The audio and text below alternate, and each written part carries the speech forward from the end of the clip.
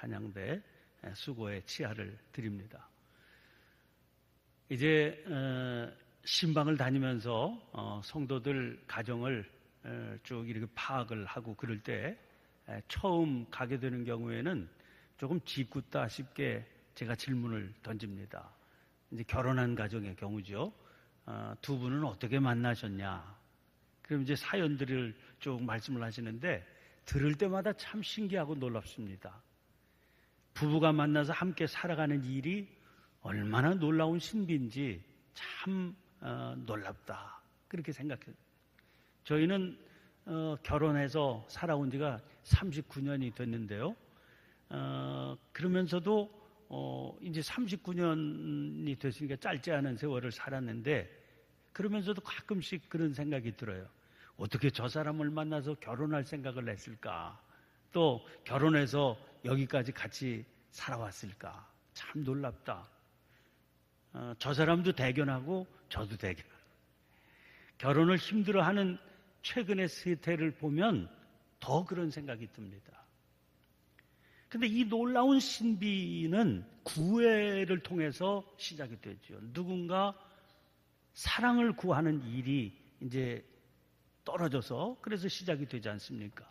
매력을 느끼고 사랑하게 되고 그 사랑을 털어놓고 그러면서 이제 만남의 신비가 이루어지게 되는데 오늘 본문 말씀은 야곱의 삶에 등장하는 그 구애의 과정이 기록된 겁니다.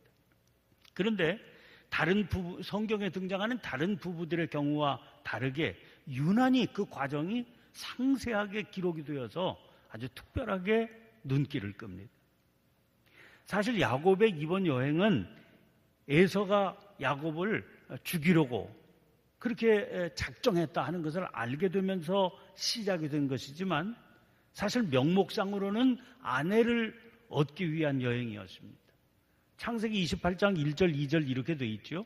이삭이 야곱을 불러 그에게 축복하고 또 당부하여 이르되 너는 가나안 사람의 딸들 중에서 아내를 맞이하지 말고 일어나 밧단 아람으로 가서 네 외조부 부두엘의 집에 이르러 거기서 네 외삼촌 라반의 딸 중에서 아내를 맞이하라. 아주 지목까지 해주지 않았습니까? 그래서 드디어 외가 동네의 우물에 야곱이 이르게 된 것이죠.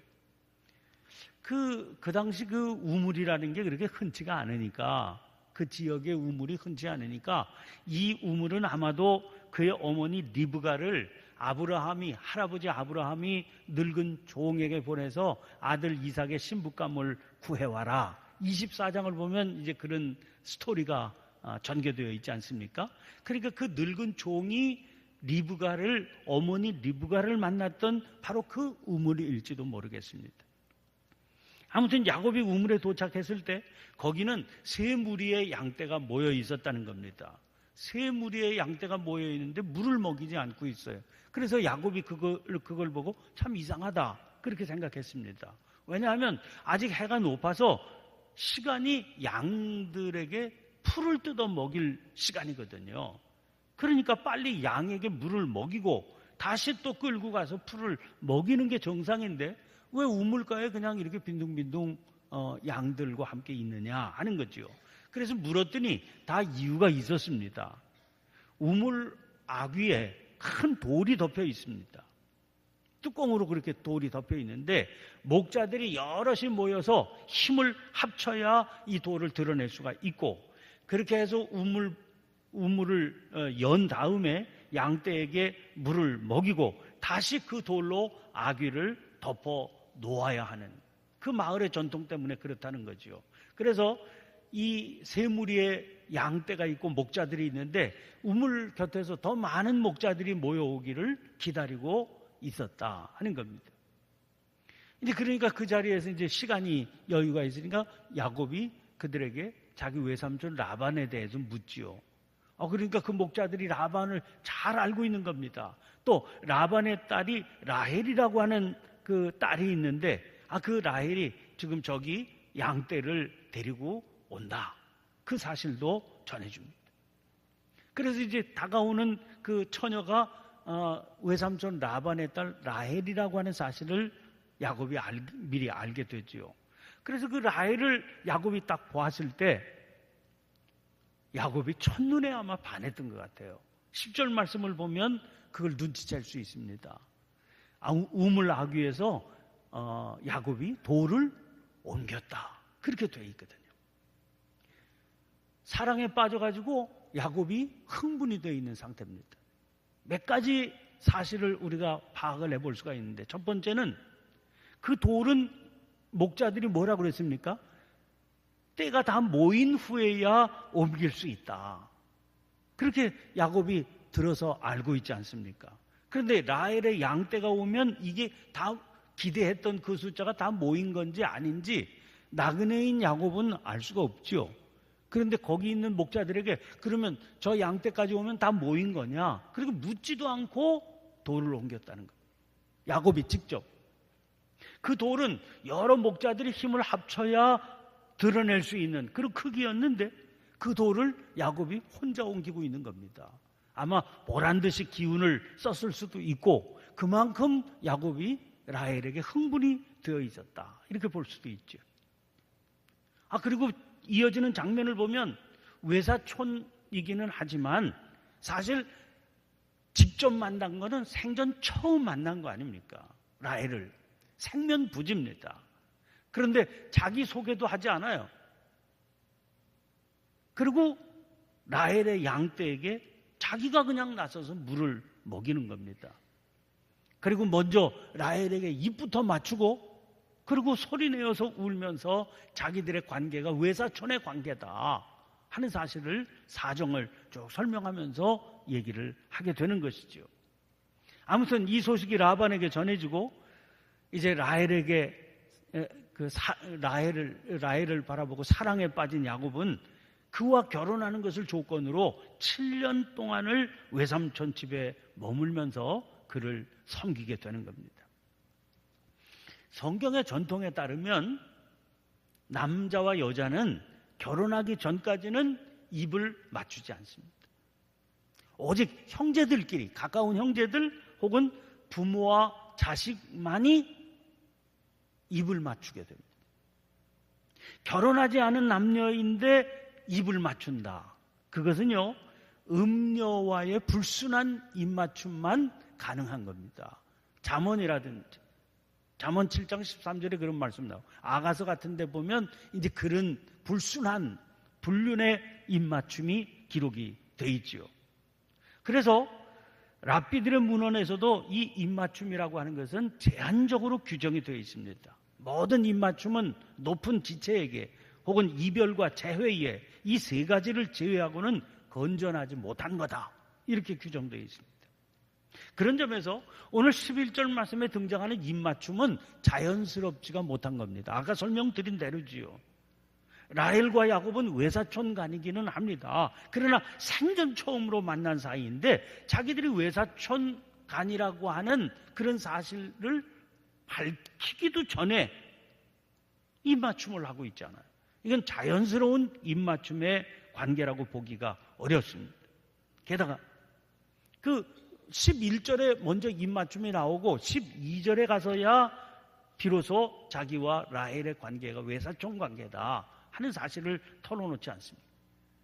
이제 그런저런 상황을 참작해 보면 이 두 사람은 첫눈에 서로에게 강하게 끌렸다. 그렇게 볼 수 있을 겁니다. 아니, 야곱이 그렇게 다가간다고 그래서 라헬이 또 아니 이게 무슨 뜬금없는 얘기냐 이렇게 나섰으면 아니 그게 입맞춤이 가능했겠어요. 라헬도 그 야곱이 첫눈에 매력을 느끼고 끌린 거죠. 이 신비한 끌림이 사랑의 시작이었다. 제가 이제 예비 부부들을 이제 결혼을 줄에 맡으면 예비 부부들 교육을 시키는데 그렇게 물어보거든요. 어떻게 해서 이렇게 그 관계가 됐냐? 그러면 자기는 별로였는데 자꾸 만나자고 그래서 만났다. 그래서 아니 그게 말이 되는 소리냐? 자기는 싫은데 아니 상대방이 좋다고 그래서 계속 만나준다. 이게 있을 수나 있는 얘기냐? 다 서로에게 끌림이 있었으니까 가능한 것이죠. 그런데 드레스너라고 하는 분이 있는데 이 드레스너라고 하는 분이 유대 신비주의 경전이 조하르라고 하는 경전이 있어요. 그 경전을 연구하면서 그러면서 남녀 간의 애정을 통해서 하나님과 인간의 만남이 표현이 되는 거다. 이렇게 설명을 합니다. 다시 말하면 남녀 간의 이 끌림, 신비한 끌림이 바로 하나님과 인간과의 만남을 상징적으로 보여주는 거다. 그런 얘기지요. 경전의 내용을 소개하면서 그런 겁니다. 그 경전의 설명에 의하면 입맞춤이라고 하는 것은 물질적인 것과 영적인 것이 만나게 되는 거고 하나님과 인간의 만남이 그래서 표현되는 거다. 간단한 입술과 입술의 맞붙임인데 이건 육체적인 거 아닙니까? 그런데 그 속에 영혼의 교류가 이루어지는 걸 보면 이게 바로 그런 하나님과의 만남이 이루어진다. 이런 얘기를 했습니다. 입술과 입술이 만나면서 영혼이 결합하고 그들은 하나가 되고 사랑도 하나가 된다. 어찌 이런 입맞춤이 하나님에게서 나오지 않았겠느냐. 입맞춤의 신비함은 그게 하나님으로부터 기인된 것이라고 하는 증거다 하는 겁니다. 이런 관점을 통해서 성경적인 영성은요, 육체적인 면을 가지고 있는 겁니다. 다시 말하면 인간에 대해서 성경이 어떻게 보고 있느냐, 또 그 배경에는 히브리적인 관점은 어떤 거냐 하는 건데, 인간이라고 하는 것은 영과 혼과 육이 연결되어 있는 존재로 본다는 겁니다. 다시 말하면 영과 혼과 육이 각각 n분의 1씩 인간을 차지하고 있는 게 아니라 인간이 영이고요, 인간이 혼이고요, 인간이 육이라고 하는 겁니다. 특별히 육체는 표현된, 그러니까 겉으로 드러난 사람이라는 거예요. 육체가 따로 있는 게 아니고 육체 자체가 겉으로 보여지는 사람이라는 겁니다. 그러니까 누군가 육체를 터치한다 하는 것은 그 사람 자체를 만지는 거죠. 우리가 사람을 만지는 것은 그의 육체를 만지는 게 아니라 그 사람 전체를 만진다, 이렇게 봐야 됩니다. 이게 성경적인 관점이라는 거예요. 그래서 이런 관점 때문에 사람과 사람 사이에 이루어지는 성적인 행위에 대해서 새로운 시야를 우리에게 제공해 주는 겁니다. 여러분, 이게 무슨 윤리, 도덕 이런 것을 떠나서 성경적으로 볼 때 매매춘, 우리 매매춘이라고 그러잖아요. 돈을 주고 사람을 사서 성행위를 하는, 이게 왜 죄가 되는 거예요? 육체를 사고 판다, 돈을 주고 육체를 사고 판다는 것은 단순히 육체의 문제에 그게 그치지 않는 겁니다. 그 사람을 사고 팔겠다는 겁니다. 그런데 사람이 어떻게 인격이 매매의 대상이 될 수 있느냐는 거예요. 이건 있을 수 없는 죄악이라는 겁니다. 그러는 의미에서 사람과 사람 사이에 만나는 애정의 한 복판에 하나님이 계시는 겁니다. 우리 입맞춤, 그러면 참 끔찍한 입맞춤이 성경에 기록이 되어 있어요. 가룟 유다가 예수님하고 입맞춤하는 것을 자기가 이 사람이 예수다 하고 바리새파 사람 로마 병정들에게 팔아먹는 군호로 그렇게 약속을 하지 않습니까? 이 발상 자체가 참 끔찍한 죄악이라는 것이죠. 스승에 대한 배신을 넘어서 이것은 하나님께 대한 근원적인 배신을 저지른 일이기 때문에 그렇다. 자, 다시 야곱의 사건으로 들어가 보시죠. 한 세대 전에 같은 장소에서 야곱의 아버지 이삭의 신부감이 정해졌습니다. 그때는 당사자를 만난 게 아니라 아브라함의 늙은 종이 신랑을 대신해서 신부를 만나게 됐죠. 이 늙은 종이 사명을 감당하고 이제 이 우물가에 왔는데 리브가가 나타났죠. 그럼 자기에게 목마르다고 물을 대접하고, 그리고 시키지도 않았는데 낙타에게도 물을 마시게 합니다. 그 리브가의 모습을 보고 늙은 종이 확신을 합니다. 하나님의 인도하십니다. 저 여자다. 그래서 자기 주인의 아들 이삭의 신부감으로 마음에 결정을 하지 않습니까? 그래서 값비싼 선물을 전하면서 설득을 합니다. 리브가 입장에서 신랑 얼굴 한 번도 보지 못하고 어딘지도 모르는 곳으로 데리고 가겠다고 그러는 건데 결단을 하죠.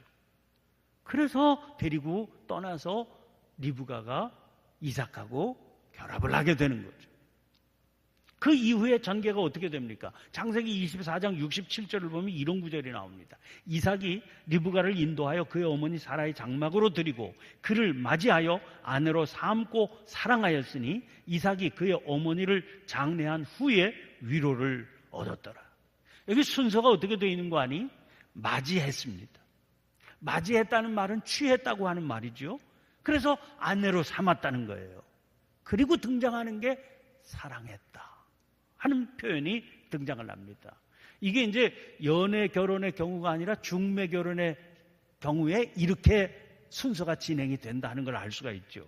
그런데 야곱의 경우는 이와 전혀 다릅니다. 야곱이 적극적으로 라헬 앞에서 우물에 돌을 치우는 그런 행동을 보이고, 그리고 지금 사실 야곱의 지금 입장은 무슨 자기 아버지의 경우와는 너무나 달라요.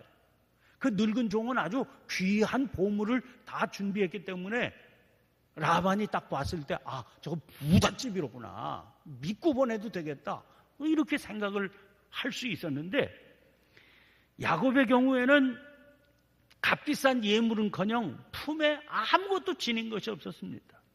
단지 그냥 열정적인 입맞춤으로 사랑을 표했을 뿐입니다. 그러니까 자기 아버지의 경우에는 맞이해서 아내로 삼은 뒤에 사랑을 하게 됐는데, 야곱의 경우에는 결혼하기 전부터 라헬을 꿈에 그리고 사랑에 빠지게 된 겁니다. 그런데 재미있는 건 창세기를 보면 남자와 여자 사이에 사랑이라고 하는 단어가 아주 드물게 등장을 합니다. 아담과 하와 얘기가 쭉 전개되는데 사랑했다는 얘기가 한 번도 없어요. 그냥 알았다 이렇게 되어 있습니다. 아브라함과 사라의 경우에도 사랑이라고 하는 단어가 등장을 하지도 않습니다. 예외적으로 아까 본문에 24장 본문에 이삭이 리브가를 사랑했다 그랬는데 그건 결혼이 다 이루어지고 난 뒤에 등장하는 표현이죠. 그런데 야곱의 경우에는 결혼 전부터 사랑이라고 하는 단어가 등장할 뿐만 아니라 이 사랑이 결혼의 이유가 되는 게 아주 특이하다는 거죠. 29장 18절 말씀 보세요. 야곱이 라헬을 더 사랑함으로 대답하되 내가 외삼촌의 작은 딸 라헬을 위하여 외삼촌에게 7년을 섬기리이다. 연애의 전형적인 형태로 사랑을 구하는 구애가 결혼의 중요한 이유로 지금 취급되고 있으니까 그 당시의 환경에서 보면 아주 특이한 케이스로구나 하는 걸 알게 됩니다. 특별히 마지막 20절 말씀 보면 야곱이 라헬을 위하여 7년 동안 라반을 섬겼으나 그를 사랑하는 까닭에 7년을 며칠같이 여겼더라. 이렇게 되어 있습니다. 그 나중에 우리가 스토리를 알고 있지 않습니까? 지나고 보니까 라헬을 얻기 위해서 그 기다림이 7년으로 그치지 않습니다. 결국은 14년이나 기다려야 온전한 결혼이 이루어지게 되는 거예요. 물론 7년 지난 뒤에 그 사기친 게 들통이 나서 7일 동안 다시 지나고 라헬을 취할 수는 있었지만 온전한 그런 만남이 이루어지기까지는 14년을 라반의 집에서 봉사해야 되는 이제 그런 그 사례가 되는 겁니다. 그런데 야곱은 라헬을 사랑하기 때문에 그 14년이란 긴 시간을 다 드릴 수 있었던 거죠. 고린도전서 13장 7절 말씀은 사랑에 대해서 이렇게 설명합니다. 모든 것을 참으며 모든 것을 믿으며 모든 것을 바라며 모든 것을 견디느니라 그랬는데 여기서 말씀한 그 사랑하고 그 사랑이 조금 다를 수는 있을지 몰라도 야곱이 라헬을 향해서 품었던 사랑이 모든 것을 참고 모든 것을 믿고 모든 것을 바라고 모든 것을 견뎌낸 사랑이었구나 하는 것을 알게 됩니다. 여러분, 요즘 우리 세대는 중매가 거의 무슨 소개팅 이런 건 있지만 대세를 이루는 건 연애 결혼 아닙니까? 그런데 중매 결혼을 하던 옛 시대보다도 훨씬 더 구애 행위, 사랑을 구하는 행위가 보편적이 되었으리라 그렇게 생각하게 되기 쉽지 않아요? 연애 결혼이 대세니까. 그런데 과연 그럴까? 하는 생각을 하게 됩니다. 폴 스티븐스라고 하는 사람이 야곱의 생애에 대해서 책을 썼습니다. 근데 그 책 안에서 구애를 주제로 한 에이미와 레온 카스의 그 저작을 소개를 합니다. 이 카스의 저작물에는 이런 게 나옵니다. 그 카스는 그 내외죠. 카스 내외가 이런 얘기를 해요. 이성 간의 연정을 느끼는 모든 행위를 사랑을 구하는 것이라고 볼 수가 없다. 이렇게 얘기를 합니다. 그게 오늘 세대의 문제라는 겁니다. 장난삼아 거는 연애 또는 그냥 유혹하기 위해서 사랑을 구하는 것 혹은 불륜 이렇게 단순히 육체적인 관계를 맺는 것 여기는 사랑을 구한다, 구애다 이런 단어가 적용이 안 된다는 거예요. 이건 엄격하게 구별돼야 된다는 겁니다. 결혼을 전제로 하지 않는 이런 것들은 진정한 구애라고 볼 수가 없다.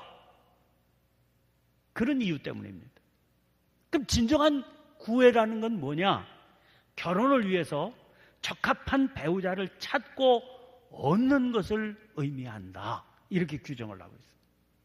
그런 점에서 요새 세대가 이게 문제가 심각하다는 거죠. 왜? 그런 전제가 없이 그냥 끌리는 대로 사랑을 구하고 그러면서 그게 사랑을 구하는 거다. 그렇게 얘기를 했을까요? 특별히 여기 적합한 배우자를 찾고 얻는 것을 의미한다 그랬는데 여기 찾는다는 것은 단순히 쫓아다니면서 찾아낸다. 그게 아니고 그 사람이 참으로 자기에게 적합한 사람인지 자기에게 꼭 맞는 배우자인지를 알아내는 것까지 포함된다는 거예요.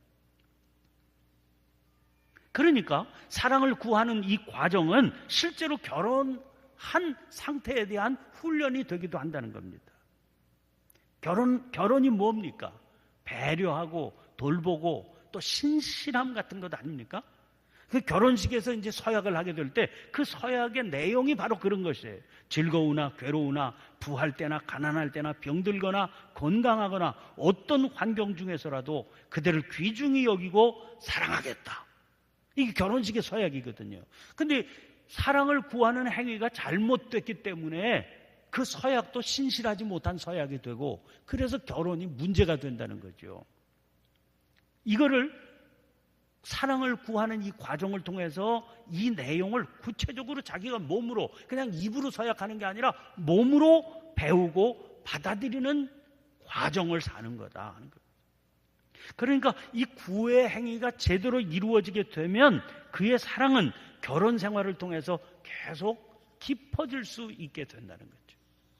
야곱이 이 14년이라고 하는 사랑을 구하는 긴 시간을 보내면서 견뎌냈던 것이 그 이후에 험난한 삶의 과정을 겪으면서 그가 계속해서 신실한 가정을 이루어낼 수 있었던 그런 뿌리의 이유가 된다는 거죠.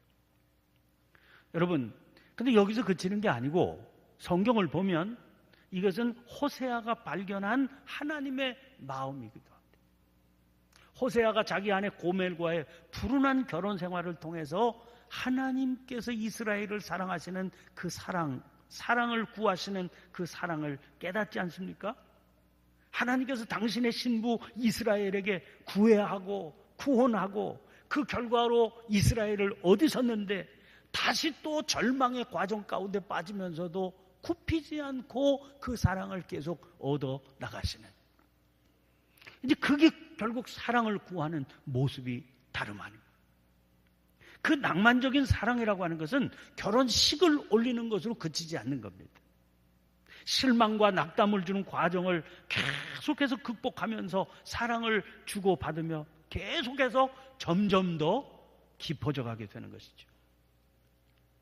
그래서 결국 이 사랑은 새하늘과 새 땅에서 벌어지는 어린 양의 혼인잔치에서 그 극치를 누리게 되는 겁니다. 성경의 본문은 사실 지독하게 가부장적인 흐름의 시대의 결과물입니다. 그래서 오늘 이 본문을 보면 꼭 야곱에게만 주도권이 있는 것처럼 그렇게 등장을 하지 않아요? 라헬은 그럼 뭐야? 이런 느낌을 주는데 근데 뭐 그건 시대적인 그 배경이 그렇기 때문에 그렇고, 지금은 이런 모습이 서로 상호적이어야 됨을 우리가 감안하면서 이 본문을 읽으셔야 될 겁니다. 아무튼 그런 걸 감안하면서도 새로운 마음으로 이 본문을 통해서 자기의 배우자를 바라보시면 어떨까, 그렇게 생각이 듭니다. 여러분, 자기 아내, 자기 남편을 한번 생각해 보세요. 아, 저 사람이 어떻게 나와 함께 이 자리에 있나. 참 신기하고 놀라운 일 아닙니까? 경이로운 일 아닙니까? 그래서 그런 깨달음이 없이 바라보았으면 지금부터라도 구애의 과정을 한번 밟아볼 필요가 있어요. 결혼했으니까 구애가 끝난 게 아니기 때문에 그렇습니다. 사랑을 구하는 그 과정을 밟아보면서 하나님께서 나를 향하신 사랑을 구하는 그 모습이 이러셨구나 하는 것을 한번 떠올려 보시기를 바랍니다.